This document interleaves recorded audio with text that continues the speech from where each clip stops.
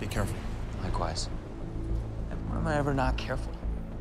Death, flying demons, and drunk Luke? Oh my! It all happens in the Season 2 finale of Shadowhunters, so let's break it down right here on what happened. Hey y'all, Lisa here, and welcome back to my last Shadowhunters recap for Season 2. Now, we were promised in the trailer for this episode some things. People will die, a traitor's gonna be revealed, and well, we got that, and a whole lot more. And by a lot more, I mean like four big cliffhangers that I kind of want answered now because I'm impatient and I don't want to wait until next season. First, let's talk about Simon, Maya, and Luke. So the last we saw, the Seelie Queen had Maya, and Simon and Luke are trying to find her. They go to Magnus's to tell him that the Seelie Queen has Maya, and Simon explains how the Seelie Queen's obsessed with him because he's a daylighter, and how he turned down living in her court, so now she's after the people that he cares about. Magnus is honestly just being a jerk right now, getting on my nerves, defending the Seelie Queen, and he basically just brushes them off and says, you know what, I gotta go help my warlock, keep up the wards, but next time I see the Seelie Queen, I'll say something. And it's like, sure, Magnus. Back in the Seelie court, the queen is trying to get Maya to talk about Simon, but Maya's like, I'd rather not, and she tries to run away, but is stopped by those pesky vines and then taken to the Wonder Woods. Simon and Luke then show up to see the Seelie Queen, and after some talking, they learn that the Seelie Queen is pretty much the worst and made a deal with Valentine already, and Valentine is on his way to Idris. Luke tells the queen he now has to tell the entire downworld she betrayed them, and the queen, in all her sassiness, just says, go ahead, I have nothing to hide. The queen then says she wants to talk to Simon, and Simon gives Luke this nod like, okay, just go, everything's gonna be fine. So Luke heads out to find Maya. The two end up finding each other in the Wonder Woods, and then Simon and the Seelie Queen show up. Now the queen says Simon is chivalrous and they are all free to leave, her escort will show them out. Now Luke, of course, is like, what's the catch here? And Simon's like, let's just go. But Luke insists nothing with the Seelie Queen is done for free. But Maya is also like, you know, dude, we should just go. And the Seelie Queen's like, you should just listen to them before I change my mind. But we all see that look on the Seelie Queen's face, right? She is up to no good, like always. Now I'm going to talk about all the cliffhangers for this episode near the end of the recap, because there's kind of this thing that happens that we think is the end of the episode, but it's obviously not. Everything kind of happens after that. So in order to get to that point, we have to go check in with our favorite Shadowhunters. Jonathan. Well, it seems like he's still alive, at least for a hot second at the beginning of this episode. Long enough so to wash up on the beach looking all nasty, drip some of his blood into the sand, and open a rift from Eden that lets out some flying demons. Back at the Institute, the group think Valentine is still in the city, and Clary has a moment where she realizes she feels worse now that Jonathan is dead, actually not relieved. And Jace tells her he gets it. He was her brother, and they have a little handy touchy rub moment. The aerial sensors then go off, and Izzy thinks it could be some kind of wraith demon, so cue the slow motion run through the streets of New York City. So, I've been to New York a lot, and we see plenty of people walking in the streets in this scene, but every car is stopped, which to me is weird because there is no honking, no people yelling, no movement, nothing. Only the people are moving. What New York City is this? They only get out of their cars when the demons slam into them. Well, the group see that this big-ass demon is flying around, but they've never seen anything like it before. It starts to dive at them, and Alec is like, relax, I got this. He shoots the thing with his bow and arrow, and he hits it. Then the demon just happens to split into a bunch of little demons that scatter off. The group then heads after the little demons, and Clary then gets a call from Luke saying that Valentine is on his way to Idris thanks to the Seelie Queen. Clary thinks her portal rune can get them through the ward so they don't have to take them down for safety, so Clary and Jace decide they're going to Idris while Izzy and Alex stay behind to take care of this demon sitch. Now these pesky demons, they are multiplying like rabbits it seems, but they're just hovering over the city. They're not attacking, which is throwing Izzy and Alec and everyone off. Izzy says they really gotta find the rift where these demons are coming from and seal it, but the only way to really do that is with a warlock, and it's not just any warlock, it's the most powerful warlock in New York that they need, and guess who that is? Magnus, of course. Alex says Magnus has no interest in helping the Shadowhunters and won't do it, but Izzy says Magnus needs to know about what's going on with the Seelie Queen, and they need his help, so she's going to go ask him if Alec won't do it. So she grabs her coat and starts walking towards the door when Alex says, wait, And we see Izzy kind of give this smirk because we all knew she wasn't ever going to go talk to Magnus. This was just her plan to force Alec to have to talk to Magnus because, duh, everyone knows that Magnus and Alec need to get back together and make amends because right now they're both sort of being jerks. Mainly more Magnus being a jerk than Alec being a jerk at this time. Well, when Alec shows up at Magnus's, things are still very cold and awkward between them. I mean, Magnus says to Alec, "What do you want, Shadowhunter?" Heartbreaking. That's not his name. It's Alexander, Magnus. That's what you always call him. Well, as it turns out, Magnus already knows everything about the Seelie Queen's deal, and Alec tells Magnus about the demons in the rift. Magnus doesn't seem that interested in helping Alec until Alec says that the demons don't discriminate. They kill downworlders, Shadowhunters, everyone. So Magnus gives in and says that he's gonna help, but it's not for Alec or the Shadowhunters, it's because he wants to save lives. Meanwhile, Clary and Jace have made it to the army camp where they're greeted by Consul Malachi and inform him that Valentine is on his way, so they need the troops to get to the water. And, well, that traitor is revealed as none other than Malachi, who says that's not happening, and we see the mark of the circle on his neck. Jace and Clary are taken prisoner, and Jace is venting to Clary about how pissed he is to find that Malachi is a traitor, especially after all the speeches he's heard him give over the years about loyalty to the Clave. Malachi informs the two that there's only one side, the side of the angels, and Valentine is just doing what the Clave has failed to do for centuries, eradicate demons and everything. Malachi and his men then take the two out into the woods to execute them beheading style. Malachi tells them not to worry because Valentine's going to understand that these deaths were necessary, and then as an axe is placed to Clary's neck, you see Jace, start to get mad. His powers kick in, and well, the two end up escaping, kicking ass, killing these soldiers, including Malachi, and then running off to the lake to find Valentine. Izzy wants to go immediately to help Jace and Clary, but Alex says they can't leave until the demon problem's taken care of. So Magnus identifies that these demons are a rare species from Edom, so they portal to where the rift is to close it. Now, to close the portal, it's going to take a substantial amount of Magnus's energy, but he is up for the task because he is the High Warlock of Brooklyn, of course. As Magnus is closing the rift, another demon comes flying out, and Alec goes to take care of it while Magnus continues to try to close it. Well, that demon ends up turning around and starts flying at Alec, chasing him back towards where Magnus and Izzy are, and Magnus, he's just trying to close this portal really fast while Alec keeps yelling his name. At the last second, Magnus turns just in time to fire at the demon, saving Alec, and then he seals the rift. You can't get rid of me that easily. The trio go back to the Institute where they still haven't heard from Jace and Clary, and they see that there's no longer any demon activity anywhere. The Edomite have completely disappeared, which Magnus has never heard of before because once demons pass through, they stay until they're properly banished. Back in Idris, though, Jace and Clary make it to Lake Lynn but see no sign of Valentine or an angel being raised. They think they beat Valentine when, surprise, that dirty bastard pops out from behind Jace and stabs him, saying, "Sorry, my son, I had to," and immediately, back at the Institute, we see Alec feel Jace's pain because of their parabatai bond. And then there's a montage that is heartbreaking of Jace and Alec and all their cute moments throughout the years from childhood to now. Then we see Clary bend down to Jace's side. Jace whispers to her, "I'm sorry and I love you," before he, well, dies. So there's our death that was promised, right? We'll see. Alec's parabatai rune then disappears and Alec says he can't feel Jace anymore, he must be dead. Valentine explains to Clary that he had to kill Jace because the two of them together are too dangerous, and now Clary, she's boiling with anger, and for a second looks like she might be possessed, like I would not want to mess with her, but she goes after Valentine, but he happens to clock her right in the face, and Clary is out cold. When Clary comes to, she's shackled and she whispers the hail and farewell to Jace, and then sees Valentine with the cup and sword walking towards the lake.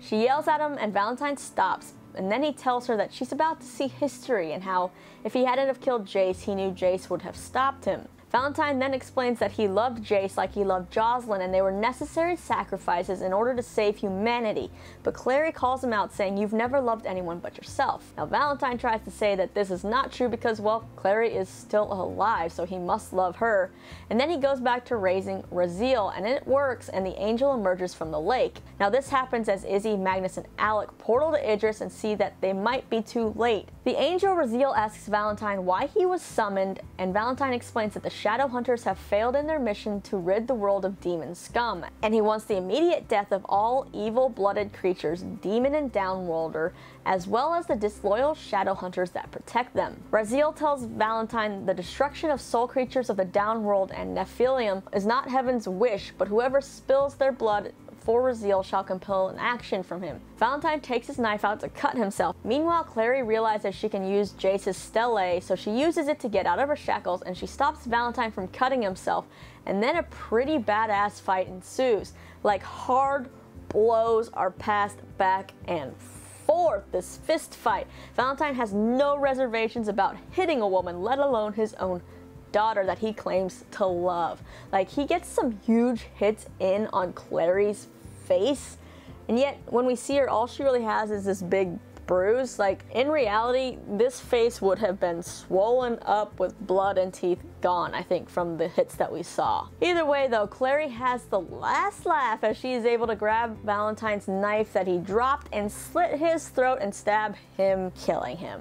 Like, seriously, slow clap for you, Clary, for taking care of that asshole. So Valentine is now dead, and Clary goes to the lake, cuts her hand, and Raziel knows her name and calls her the Angel-Blooded One. Clary says she doesn't want the Downworlders to die and she wants another wish, but Raziel is like, I can only give you one wish. So what does Clary use it for? To bring back Jace. After making her wish, Raziel disappears and Clary runs over to Jace to see if the wish worked. He finally wakes up and asks if she's okay first, and then what happened after he looks and sees Valentine dead on the ground. Clary tells Jace that she used her wish to bring him back. Then we get the romantic stuff as Jace says, "You could have wished for anything in the world and you chose me." And Clary is like, "I don't want anything else," and they kiss. Now Jace is also kind of like, hey, wait a second, there's got to be a catch here. Like, what's the price? There's always a price for bringing someone back from the dead, but Clary insists there's no price. It's a miracle. This is from the angel. At this time, Izzy, Magnus, and Alec show up and see that Jace is alive and everyone seems to be doing okay, but they're kind of surprised because they thought obviously Jace was dead, and then Alec looks down and see that his Parabatai rune is back, and it's hugs all around for everyone. Okay, so at this point in the episode, there's actually still 10 minutes left, so even though it seems like everything is happy, season 2 is going to end with everyone getting what they wanted, our couples back together, think again, because a lot can happen in 10 minutes. So the Shadowhunters and Downworlders, they're partying it up at the Hunter's Moon, celebrating the death of Valentine and, well, being saved, basically. Izzy and Clary have a cute bonding moment where Izzy tells Clary she always wanted a sister. Simon and Clary seem to have put everything behind them. They're back to being best friends. Now when it comes to Simon and Maya, they seem like things are going well. Maya asks Simon why the Sea Queen really let them go, and Simon obviously is hiding something as he tells Maya he's extremely persuasive. And Maya's like, come on bro, for real though. And then Simon's like, you know what, I wouldn't make up a story and tell it to the girl that I'm dating. Yeah, that's right, he finally used the D word, dating, and Maya's face just lights up. So things are happy, they kiss, but then Simon ruins it by saying he has to leave to go fill in Raphael on everything, but we all know that's not really where he's going, right? Simon goes back to the evil Sea Queen, and she's like, you're a man of your word, we're going to have so much fun together. And right here I just picture like the maniacal like people in the cartoons that are like you know what I'm saying? Like, I can't even imagine the things that she's going to have poor Simon do, because we know how nice Simon is, and he kind of is a people pleaser. He just wants to make everybody happy, and with the queen being so manipulative, she's going to corrupt poor little Simon, get him into some big trouble. Back at the Hunter's Moon, we get to see one of my favorite things in this episode. It is drunk Luke, who is just living his life. He is hysterical, and he is really huggy when he is drunk. Yeah, he's walking around the bar hugging everyone, and he even wants to give Jace a hug, and Jace is like backing up like, nope, nope, dude, like, stay away from me. I'm good. So Luke promises to come back for Jace, but then his buzz is immediately killed when he turns to see that Ollie has busted into this private party by giving his name at the door. Ollie tells Luke that they need to talk, and then she just flat out asks, how long have you been a werewolf? Way to catch a fella off guard there, Ollie. So finally, this storyline is really, I guess, getting some meat, even though it's at the very, very end of this season and episode. I mean, Luke is gonna really have to do some damage control here with Ollie, the nosy partner who could expose everyone in this world to mundanes. Like, it kind of reminds me of what's going on with Teen Wolf, like exposing the supernatural to the mundanes. It's not going to be a good thing, and I'm actually really excited to see how this is going to play out next season. Like, is Ollie working for a bigger person or a group? Did she discover all of this on her own? What is she going to do with this information? Now, when it comes to Malik, we were promised that they were going to be good by the end of this season, and things weren't looking that great up until this 10 minutes left in the episode. In the bar, Magnus and Alex small talk, bringing up the demons and how it's weird that they all just seem to have vanished into thin air. Then the two are like, okay, now we really need to talk. Like, let's go into the alley. So they go and give apologies, and both say they can't really do anything without thinking of each other. And then Alex says what I feel like every person wants to hear from the person that they are like madly in love with. I don't think I can live without you. Magnus then says that he thought he had to choose between Alec and the downworld, but he realizes he doesn't. And then he quotes Alec about how relationships take effort by doing a funny impression of Alec. And then they make up and kiss, and Magnus is like, hey, you know, you want to get out of here? And it's kind of like a good thing that Magnus got all his energy back after sealing that rift, right? Now, the third cliffhanger of this episode, at least I think it's kind of a cliffhanger, deals with Jace. So Clary asks Jace why he didn't tell Alec what exactly happened at the lake and how she used her wish with Raziel to raise Jace from the dead. Jace tells her some things are just better left unsaid, so what does he know that no one else does? When Clary asks if something is really wrong, Jace plays it off saying how, you know, we're good, let's just keep this all between us. We then see Jace stumble out into the street, and it's not like he's stumbling because he's drunk or anything. It seems like he's sick or lightheaded in pain, like something's definitely not right with him because he crumples down to the ground in what looks like pain. So it seems like Clary might have been wrong and Jace was right. There might be some price that Jace has to pay now for being alive. Or could maybe it have something to do with a connection to the last cliffhanger? Maybe, maybe not. Now that last cliffhanger that I'm speaking of. When Izzy, Magnus, and Alex showed up to close the rift at the beach, Jonathan's body wasn't there. And it was obviously there when the rift opened, so where did it go? Because Jonathan wasn't really moving that well. Well, in the last scene of this episode, we see a bunch of demons come down from a perch from the ceiling that's in a cave or something. Are we back in Edom? I'm not quite sure where we are. We then see Jonathan's body on the ground, and all these demons come together to take the form of what looks like a woman who has skin basically that looks like these demons, jet black. We can't really see her face, it's too shadowy, but she bends down next to Jonathan's body, sounds like she's crying, and then she says this. I'm here now, son. Creepy. Like, I don't think I want to mess with her, and if we're back in Edom or hell or wherever this is, I have a feeling that Jonathan isn't gonna be dead. Like, I'm pretty sure this can't be Jocelyn who we saw die, unless she was like banished to hell for some reason, but I don't think that's the case. So is this the demon who raised Jonathan when he was banished to Edom growing up? All I know is I have a feeling she's not gonna be too happy seeing her son dead, or is he actually dead? Alright, so that was quite a season of Shadowhunters. I feel like most things were wrapped up pretty nicely. There weren't too many loose ends, and then the cliffhangers we got really are setting up for some good drama coming in Season 3. Shout out to Kat McNamara, whose original song Ember was featured in this episode. Also, I'm guessing that since Simon is going to have some fun with the Seelie Queen, Sarah Hyland will be back for more episodes, at least fingers crossed, so we'll get to look out for more of that. Plus, we're going to hopefully find out Ollie's motives, what's wrong with Jace, and then what happens with Jonathan and this mom. The producers did say at Comic-Con that Season 3 of the show will be looking to the book City of Fallen Angels for storylines, and obviously if you read the books you know some things will have to be adapted as the show has changed various things considering Jocelyn is no longer with us. Also, since Alicia Wainwright, who plays Maya, will be a series regular in Season 3, I'm excited to have more of her story and character built up, and I'm kind of guessing we're gonna meet her ex-boyfriend Jordan, who was mentioned in this season. Back in January, showrunner Todd Slavkin tweeted that we'd absolutely see Jordan, but not in the near future. Well, now Season 2's over, so it's not the near future anymore. Season 3 definitely sounds like a good time to bring him in, plus since that character plays a part in the book City of Fallen Angels,